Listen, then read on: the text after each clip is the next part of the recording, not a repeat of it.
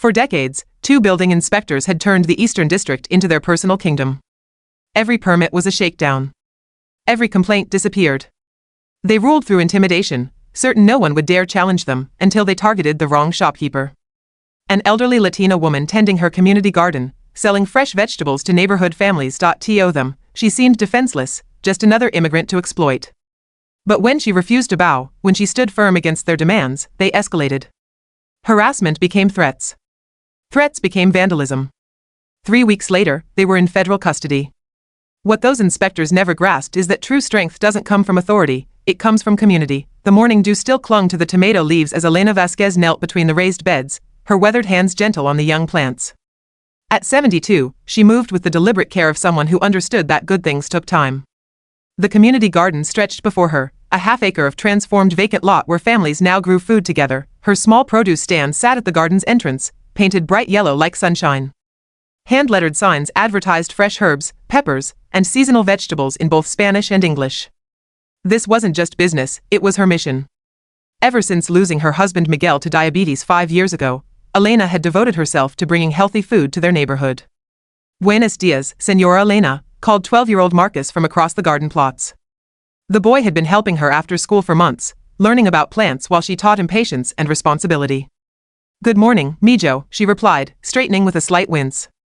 Her arthritis protested the morning chill, but the work gave her purpose. How are your sunflowers growing? Marcus bounded over to show her the tall stalks he'd been nurturing. They're getting huge. Just like you said they would if I watered them right. Elena smiled, remembering how Miguel used to say the same thing about their marriage, tend it with care, and it would flourish beyond imagination. The empty space beside her felt less hollow when surrounded by growing things and eager young faces. A shadow fell across the garden gate. 2 men in city uniforms approached, clipboards in hand, expressions stern. Elena recognized the type immediately, officials who saw problems instead of possibilities. Ma'am, I'm Inspector Bradley Hoffman, the taller one announced, his voice carrying the weight of bureaucratic authority. This is Inspector Rick Santos. We need to discuss some compliance issues with your operation here. Elena wiped her hands on her apron, noting how both men positioned themselves to block her path to the gate. What kind of issues? We have all our permits. Santos circled toward her produce stand, running his finger along the wooden surface. Unlicensed food sales, potential health code violations, improper land usage permits. He glanced at Hoffman with a knowing look. Could be looking at serious fines here. Maybe even criminal charges. The words hit Elena like cold water. She'd spent months navigating the permit process, paying every fee, following every regulation. I have my paperwork inside. Everything is in order. Maybe, Hoffman said, pulling out his phone to take pictures. But these things can get complicated. Cities cracking down hard on unauthorized vendors. Course, sometimes we can work things out if people are cooperative. Elena felt the familiar chill of corruption. She'd seen it back in El Salvador, the way officials used fear to extract tribute from hardworking people. But this was America. This was supposed to be different. What exactly are you suggesting? She asked quietly. Santos leaned against her stand, his bulk making the wooden frame creak. Look, lady, we don't want to shut you down. Community gardens are nice and all. But the city's got standards. Safety inspections don't come cheap. How much? The question escaped before Elena could stop it. $500 a month, Hoffman said casually. Cash. Think of it as a consultation fee. We make sure your paperwork stays current, help you navigate any complications that might arise. Elena's hands clenched at her sides. $500 was more than she made most months from produce sales. It would mean choosing between keeping the garden open and paying for her medications. I need time to think, she managed.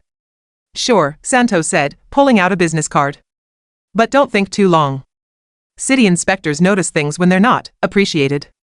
Wouldn't want any unfortunate discoveries about safety violations. They left her standing among the tomato plants, their threat hanging in the air like pesticide. Marcus appeared at her elbow, having overheard everything. Señora Elena, those men seemed mean. Are you okay? She forced a smile, ruffling his hair. Everything will be fine, mijo. Bad men like to bark loud, but good people are stronger when they stick together. But as she watched the inspectors drive away in their city vehicle, Elena wondered if this time, goodness would be enough. 2 days later, Elena arrived at the garden to find yellow violation notices plastered across her produce stand. Unsafe food handling practices. Unlicensed commercial activity. Structural hazards. Each citation carried hefty fines and court dates. Her hands shook as she read the fabricated charges. The structural hazards were the wooden shelves Miguel had built, the same shelves that had passed city inspection just 3 months earlier. "This is harassment," said Grace Chen, a local attorney who bought vegetables from Elena every week. Grace had stopped by for her usual order of herbs and found Elena crying over the violations. "These citations are bogus. Half these regulations don't even apply to community gardens." Elena wiped her eyes with her sleeve. "They want money. $500 every month, or they shut me down." Grace's expression hardened. "That's extortion. We need to report this to the district attorney." "Who's going to believe an old woman over city officials?" Elena asked bitterly. "They have badges. They have authority. I have dirt under my fingernails and an accent." But Grace was already pulling out her phone. "You'd be surprised how many people care about justice. Let me make some calls." That afternoon, Elena met with Assistant District Attorney Jennifer Walsh, a sharp-eyed woman in her 40s who listened intently as Elena described the shakedown attempt. Grace translated when Elena's English faltered under stress. "This fits a pattern we've been tracking," Walsh admitted. "Hoffman and Santos have been cited in several complaints, but witnesses usually recant or disappear before we can build a case. They threaten people," Elena said simply. "Make them afraid." Walsh nodded grimly. "Would you be willing to wear a wire?" "If we can get them on tape demanding payment," Elena's first instinct was to refuse. She'd fled one country where speaking against authority meant disappearance. But then she thought of Marcus, of the other children who came to the garden to learn and play. Of the families who depended on affordable fresh food. "If it helps others," she said quietly, "I'll do it." The next morning, Elena tended her plants with shaking hands, the wire taped beneath her garden shirt feeling like it weighed 1,000 pounds. Walsh and 2 federal agents sat in an unmarked van half a block away, monitoring every word. Hoffman and Santos arrived right on schedule, swaggering through the garden gate like they owned the place. "Morning, Elena," Santos said with false friendliness. "Hope you've had time to think about our conversation."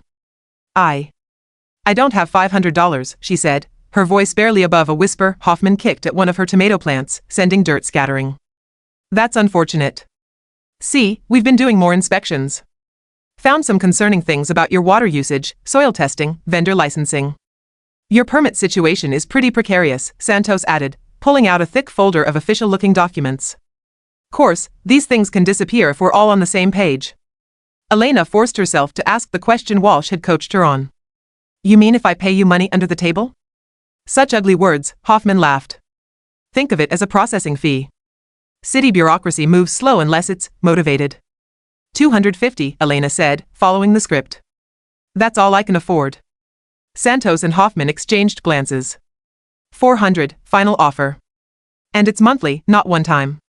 Elena nodded reluctantly. "When do you want it?" "Right now would be good," Santos said, stepping closer. "Cash only." "And Elena?" "This arrangement stays between us. People who talk about city business sometimes find themselves with immigration problems. Wouldn't want any complications with your legal status." The threat made Elena's blood freeze. She'd been a citizen for 20 years, but she knew how fear worked. It didn't need to be logical to be effective. "I understand," she whispered, reaching for the envelope she'd prepared, when the van doors slammed open and federal agents poured across the garden, weapons drawn. "Federal agents. Nobody move." Hoffman spun toward Elena, his face twisted with rage. "You set us up, you." The racial slur he spat made Elena flinch, but she stood her ground as the agents cuffed both inspectors. Walsh appeared at her side, having recorded everything from the surveillance van. "You did it," the prosecutor said with satisfaction. "We got it all on tape. The extortion, the threats, everything." But Elena felt no triumph, only exhaustion. Will it stick? Or will they just find new ways to hurt people? "This time will be different," Walsh promised. "This time, we're going all the way to the top." Within hours of the arrest, Elena's world turned upside down. Her phone rang constantly with reporters asking for statements, but more disturbing were the anonymous calls, heavy breathing, whispered threats, promises that accidents happen to snitches. The evening news carried a very different story than Elena expected. Instead of celebrating the arrest of corrupt officials, the anchor reported, 2 veteran city inspectors were allegedly entrapped by a local vendor with a history of permit violations. Sources close to the investigation suggest the accusations may be fabricated. Elena stared at the television in Grace's living room, watching her life get rewritten. They'd somehow obtained her old citation records, minor violations from years ago, technical infractions that every small business accumulated. On screen, they painted her as a serial rule-breaker who'd orchestrated an elaborate scheme to avoid legitimate fines. "This is insane," Grace muttered, pacing behind the couch. "They're making you look like the criminal." Elena's daughter Carmen arrived that evening, her nurse's scrubs still on from her shift at the hospital. "Mama, what's happening? The reporters won't leave me alone at work." Elena pulled her daughter close, breathing in the familiar scent of hospital antiseptic that always clung to Carmen's hair. "I did the right thing, Mija. Sometimes that makes powerful people angry." But doubt crept in as the smear campaign intensified. The next morning's newspaper carried a front-page story about immigrant vendors' false accusations and quoted unnamed city officials suggesting Elena had mental health issues related to her husband's death. The garden. Someone had spray-painted liar across her produce stand in red letters. Half her plants had been trampled, and broken glass littered the pathways where children played. Elena knelt among the ruined tomatoes, gathering what could be salvaged, when Marcus appeared with his mother, Mrs. Johnson. "I'm so sorry, Elena," the woman said, wrapping her in a fierce hug. "This is wrong. Everyone knows you're good people." "Some folks are scared," Marcus added with the wisdom of a child who'd grown up too fast. "But me and my friends, we know the truth. You teach us about growing things. About patience and care. That's not fake." As if summoned by the boy's words, other garden families began arriving. The Gwynn family brought cleaning supplies. The Rodriguez clan showed up with lumber to repair the damaged stands. Dr. Patterson, recently retired, arrived with his wife carrying fresh seedlings to replace the destroyed plants. "This community believes in you," Dr. Patterson said as they worked together replanting. "Corruption depends on silence. We won't be silent." Elena felt something shift in her chest. The fear remained, but it was joined by something stronger, the warmth of people who saw truth beyond newspaper headlines. 3 weeks into the federal investigation, Elena met with Walsh and FBI Special Agent Maria Gonzalez in a downtown office building. The evidence had grown beyond simple extortion. "We've uncovered a network," Agent Gonzalez explained, spreading files across the conference table. Hoffman and Santos weren't working alone. Building permits, health inspections, licensing fees, they've been running shakedowns across 6 districts for at least 5 years. Elena studied photographs of other victims. A young father who'd lost his food truck to fabricated violations. An elderly couple whose corner market was shuttered after they refused to pay processing fees. A community center that closed when inspectors found imaginary fire code violations. "How many people?" she asked quietly. 47 confirmed victims so far, Walsh replied. "Maybe more who were too scared to come forward. The total theft is approaching $2 million. Agent Gonzalez leaned forward. "Elena, we need you to know, this goes higher than Hoffman and Santos. Phone records show regular contact with their supervisor, Deputy Director Frank Morrison. Bank records suggest the money was being split up the chain." Elena felt dizzy. She'd assumed the corruption stopped with 2 greedy inspectors. The reality was a cancer that had spread throughout the city's regulatory system. "What do you need from me?" she asked. "Keep doing what you're doing," Walsh said. "Be visible. Be strong.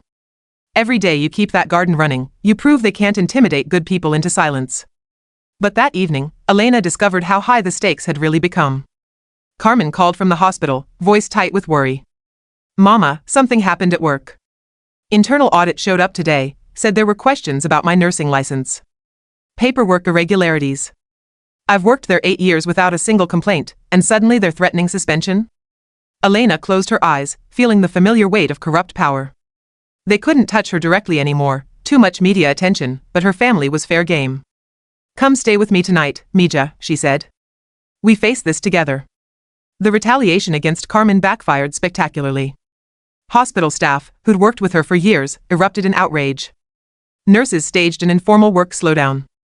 Doctors wrote letters to hospital administration. The nurses' union threatened formal action if Carmen faced disciplinary measures based on fabricated charges. More importantly, news of the harassment spread through Elena's neighborhood like wildfire. If they could target a respected nurse for having the wrong mother, no one was safe. That Saturday, Elena arrived at the community garden to find something extraordinary. Dozens of people were working in the plots, not just regular gardeners, but newcomers. Families she'd never met were planting seeds alongside longtime neighbors. "What's happening here?" she asked Dr. Patterson, who was teaching a group of teenagers how to start a compost pile. "Civil disobedience," he said with a grin. "If growing food is somehow criminal, then we're all criminals together. Let them try to shut down 50 families instead of 1. Grace Chen appeared at Elena's elbow, looking pleased with herself. I may have mentioned to a few journalist friends that the city was trying to eliminate the neighborhood's only source of affordable fresh produce. Amazing how quickly that story spread. By noon, the garden was bustling with activity. Local restaurants had sent chefs to demonstrate cooking with fresh herbs. A high school environmental club arrived to build new raised beds. City council candidate Sarah Williams showed up with her campaign volunteers, using shovels instead of pamphlets to win votes. But the most powerful moment came when Marcus stood on an overturned crate and addressed the crowd in a voice that carried surprising authority for a 12-year-old. "My name is Marcus Johnson," he began. "Senora Elena taught me that good things grow slow, but they grow strong. She taught me that when you plant seeds with love, they feed the whole community. The mean men in suits want to destroy that because they're scared of what grows when people work together." He pointed to the flourishing garden around them. "This is what happens when we don't give up. This is what justice looks like, not in some courtroom, but right here, in dirt and sweat and people who care about each other." The applause was thunderous. Elena wiped tears from her eyes, remembering Miguel's favorite saying, "One seed becomes a forest if the soil is rich with community." 6 months later, Elena sat in federal court watching FBI agent Gonzalez present evidence against Hoffman, Santos, and Deputy Director Morrison. The prosecution had built an airtight case: wiretaps, financial records, victim testimony from dozens of businesses extorted over 5 years, but the defense fought dirty. They portrayed Elena as an unreliable witness, a grieving widow prone to delusions. They suggested the FBI had manipulated a vulnerable immigrant into fabricating charges against hardworking public servants. Elena listened to her character being dissected, her accent mocked, her mental state questioned. But she thought of the garden, thriving now with over 100 active families. She thought of Marcus, who'd started his own small business selling seedlings to neighbors.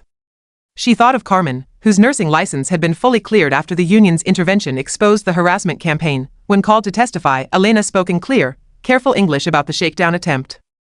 She described the fear, the sleepless nights, the choice between paying bribes or losing everything she'd built. "Why didn't you just pay?" the defense attorney asked during cross-examination. $500 is a small price for peace of mind. Elena looked directly at the jury. "Because peace bought with injustice isn't peace at all. It's surrender. My husband didn't emigrate to this country so his widow could pay bribes like back home. He came here because America promised something different, that hard work and honesty would be enough." The attorney pressed harder. "But weren't you already violating city codes? Didn't you have a history of citations?" "I had the same minor violations every small business gets," Elena replied calmly. "Parking meters expire, permits need renewals, inspectors find small things to justify their jobs. But I never broke any law that deserved extortion as punishment." She gestured toward Hoffman and Santos at the defendant's table. "Those men didn't want to help me follow regulations. They wanted to profit from threatening me. There's a difference between enforcement and theft." The jury deliberated for less than 3 hours. Guilty on all charges, Elena felt no satisfaction, only exhaustion and relief. Outside the courthouse, reporters surrounded her, but she had little to say. Justice was done today, she managed. Now the real work continues: rebuilding trust, healing communities, making sure this never happens again.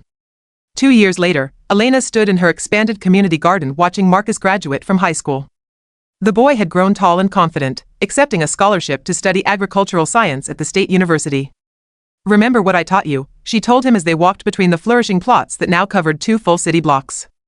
"Tend the soil, not just the plants," he recited with a grin. "Build community, not just profits. And always remember that justice grows slow but strong when people water it with courage." The garden had become a model for urban agriculture programs across the country. Graduate students came to study their cooperative growing methods. City planners toured their water conservation systems. But Elena was proudest of the simple fact that families could buy fresh food for their children without worrying about money. The corruption scandal had rippled far beyond Hoffman and Santos. A federal investigation uncovered similar schemes in 6 other cities. Deputy Director Morrison's conviction led to a complete overhaul of the city's inspection system. Carmen had been promoted to charge nurse, her reputation strengthened by the attempt to destroy it, but perhaps the most significant change was less visible. In coffee shops and community centers, people talked more openly about official misconduct. When small businesses faced suspicious violations, neighbors rallied instead of staying silent. The culture of intimidation had cracked, replaced by something more powerful: the expectation that public servants would actually serve. As the sun set over the garden, Elena walked the familiar paths between vegetables and flowers, greeting families by name, checking on new plantings, listening to dreams and concerns shared over the growing beds. Dr. Patterson waved from where he was teaching a group of children about bee pollination. Grace Chen looked up from the legal aid clinic she'd started in the garden's community building. Carmen arrived after her shift, tired but smiling, ready to help with the evening watering. Elena paused beside the memorial plaque they'd installed near the garden entrance, in memory of Miguel Vasquez and all who plant seeds of justice for future generations. The words were simple, but they carried the weight of transformation. One elderly woman's refusal to be intimidated had grown into something larger, a community that understood its own power, a system forced to serve rather than exploit, and a new generation raised to expect better from those in authority. As darkness fell and solar lights illuminated the garden paths, Elena smiled at the thought that would have made Miguel proud. Sometimes the smallest seed produces the strongest tree, but only when planted in soil rich with courage and community. The harvest had been abundant, and the best was yet to come.